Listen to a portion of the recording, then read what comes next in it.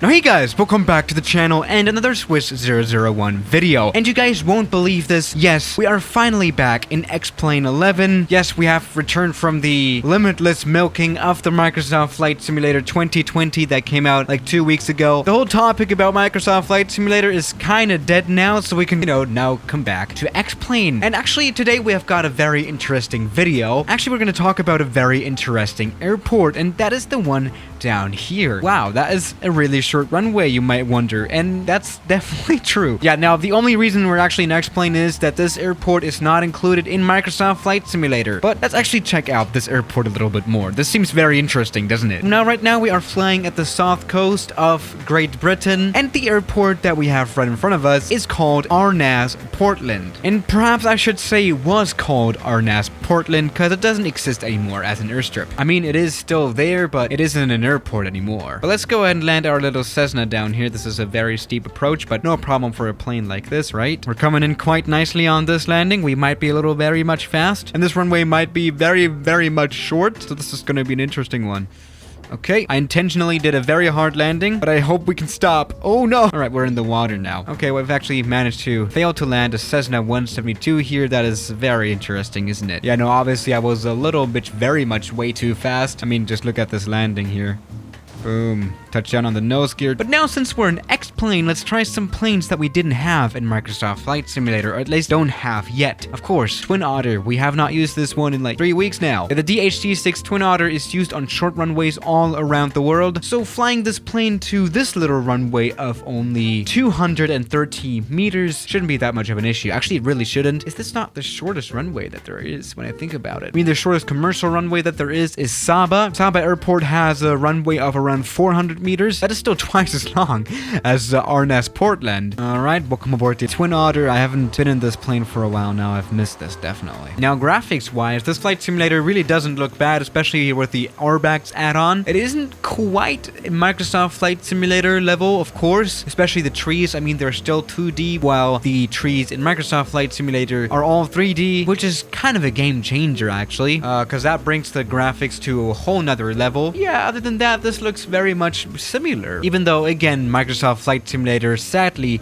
doesn't have this airport included in the Flight Simulator in the database, which makes sense because it doesn't really exist anymore, but more on that later. Let's actually, care about the landing itself, right? Again, we're a little hot, but whatever.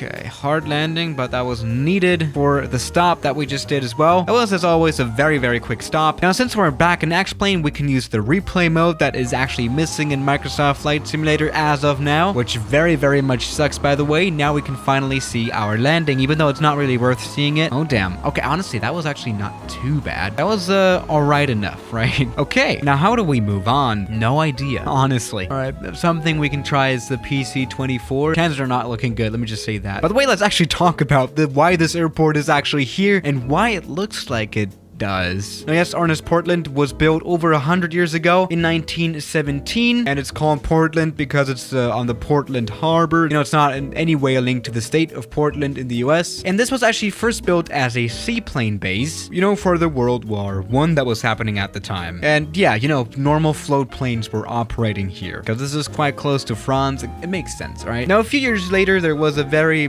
game-changing invention, and that was the helicopter. And then this place became a helipad, more or less. Yes, indeed, Arnas, Portland has really never been that much of an airport, but actually a helipad, which is quite interesting because it used to have a quite normal airport ICAO code called Echo Golf Delta Papa, which you don't really see with helipads. So this can really seem like a normal airport, doesn't it? Yeah, for over 40 years, Arnas, Portland was then used as probably one of the busiest air stations on the south coast of Britain. Helicopter development was made here, and especially a lot of training. It was a big training base, and actually it's not that interesting. It was closed in 1999 because armed forces were reduced here in Britain, and that's really all that is to it. Yes, indeed, there were never a lot of planes flying here, but perhaps a lot of helicopters. But let's just fly some planes here anyway. This is the Pilatus PC-24. I mean, this is obviously a jet now. Oh, second touchdown, but we have now taken off. The success rate of a safe operation isn't that good here at this airport with this kind of runway, but there we go. We've managed to kind of take off the Pilatus PC-24, so that's a good thing. How do we move move on? Oh yeah, I want to try the Saab 340 as well. We don't have that either in the Microsoft Flight Simulator 2020. But this is also more of an exotic plane, I would say. So we gotta use this one as well, right? All right, Saab 340, let's do this. Now we're, of course, paying tribute to Flybe Airlines, which is dead now because of COVID-19, I guess. Very much sad story. But at least their Saab 340 still flies, so that's a good thing, right? Yeah, this is definitely another plane that I missed in the Microsoft Flight Simulator. They should definitely implement that in the future. Let's go ahead and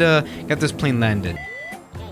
Okay, alright. I mean, we have stopped. Very good flare, it says it here. You know, the landing counter's always right, so no worries at all. Okay, honestly though, how do we move on? Maybe we should try doing an actual landing in the Saab 340. Oh my goodness. Alright, another crash. I think this is not a good idea here. You see, landing on short runways always means that you have to land very hard. Which we did, and maybe that was a little too hard. Maybe this is a little stupid here in the Saab 340. This is never going to work out. Let's see. Maybe a takeoff will work, because, you know, we have less of a chance of breaking that plane on a takeoff, right? All right, let's just push this plane to full power. And there we go. Let's now release the brakes. This is called a static takeoff. But you know what? Let's actually try using the whole runway here. Maybe this takeoff can work out. There we go. We're looking good. All right, 80 knots. And that was actually a successful takeoff besides that tail strike that we did. But you know what? This is actually quite nice. The Saab 340 is... Okay, never mind. You should never fly the Saab 340 here at this airport, but you kind of could if you really tried to. I don't know. But how do you move on here? Do we have any jet plane that could work? I mean, obviously not. We can try something like an ERJ 145 or something, but that's way too unrealistic, honestly. I mean, this is not the biggest plane, but still it is half as long as the runway itself, isn't it? All right, welcome aboard another plane that is not included in Microsoft Flight Simulator 2020, and that is the ERJ 145. This is an Embraer, a Brazilian plane. This one actually, it has surprised me with its very nice stopping performance before, but there's no way that this is gonna stop on a 230-meter long runway, right? This is, by the way, 700 feet. Not very long, is it? But we'll have to see about all that.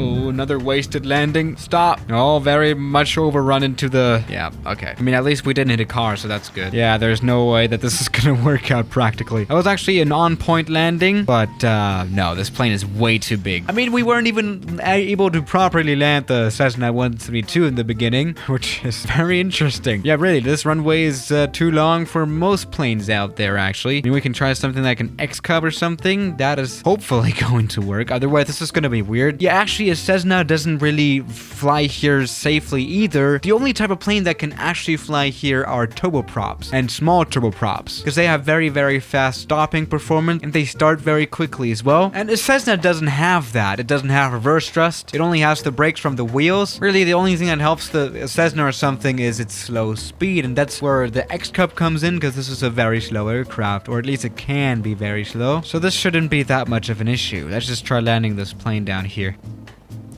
Oh no. Yeah, see, that's why I don't really like tail draggers. I always flip them over. What the hell just happened? We have to revisit that again.